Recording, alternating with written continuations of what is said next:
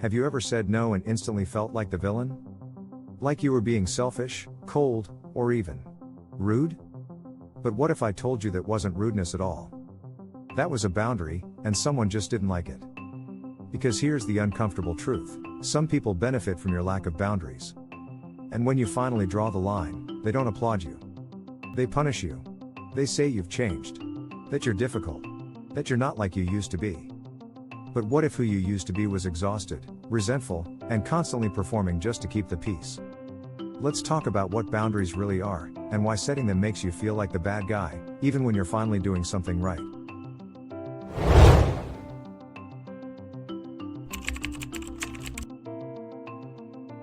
You were taught to be nice, to be agreeable, to be liked. But somewhere along the way, being liked became more important than being honest. And so you said yes when you meant no. You smiled when you felt hurt. You showed up for everyone else while disappearing from your own life.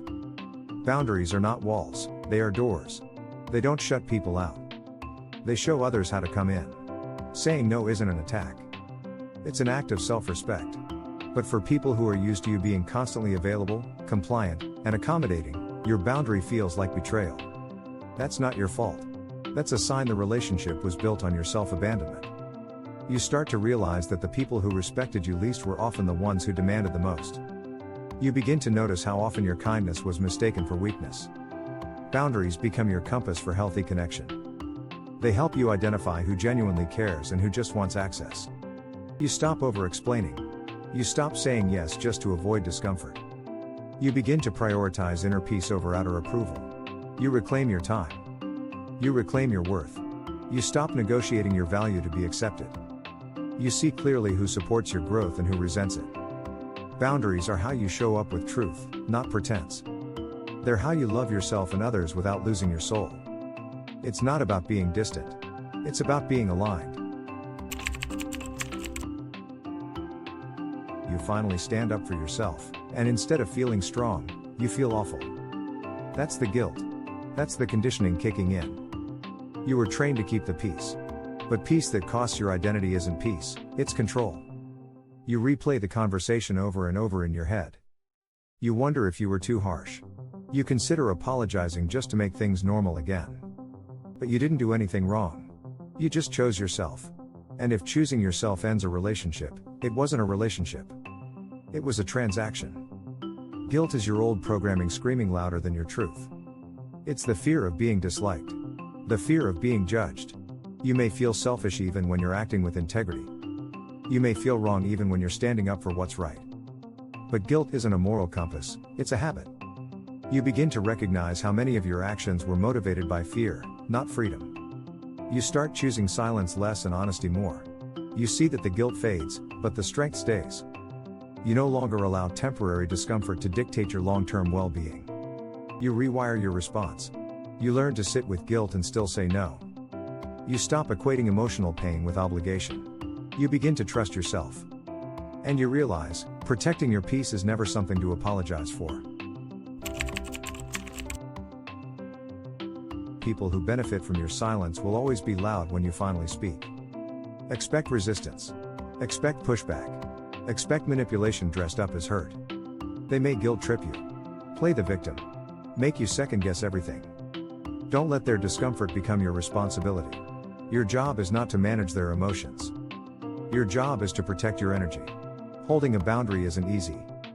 It will test every people-pleasing bone in your body. But each time you hold the line, you remind yourself, I matter too. Standing firm builds emotional muscle. You realize you can survive disapproval. You become less reactive and more grounded. You learn to say, this is what I need, without flinching. You discover peace in not explaining yourself. You embrace discomfort as a part of growth. You start to feel more in control of your own life. You notice who grows with you, and who resists your evolution. Not everyone deserves a front row seat to your healing. Boundaries create space for the right people to show up. They show you where loyalty ends and control begins. You stop shrinking to make others comfortable. You expand into the space that was always yours to claim. Sometimes people react strongly to your boundaries not because you're wrong, but because they can no longer use you the way they're used to. That's a confrontation with their own discomfort, not a reflection of your worth. They might call you selfish, distant, cold. But here's the truth: boundaries reveal the real dynamics in relationships. If someone only values you when you're useful to them, that's not love, that's convenience. Setting boundaries filters out the people who only stayed because you were easy to control. And that's a good thing. It's painful, yes, but it's also powerful. Your boundaries are not what push people away. They reveal who was never really willing to meet you where you are. You stop mistaking intensity for intimacy. You stop confusing obligation with connection. You begin to observe how people react when you're not easy to manipulate. You learn that love is not measured by sacrifice. You recognize that mutual respect is the foundation of healthy relationships. You stop playing emotional caretaker. You become your own protector. You unlearn the belief that love equals self-denial. You trust that the right people will celebrate your growth, not resent it. And most importantly, you give yourself permission to heal, even if it makes others uncomfortable. There's a version of you on the other side of guilt, fear, and self-doubt.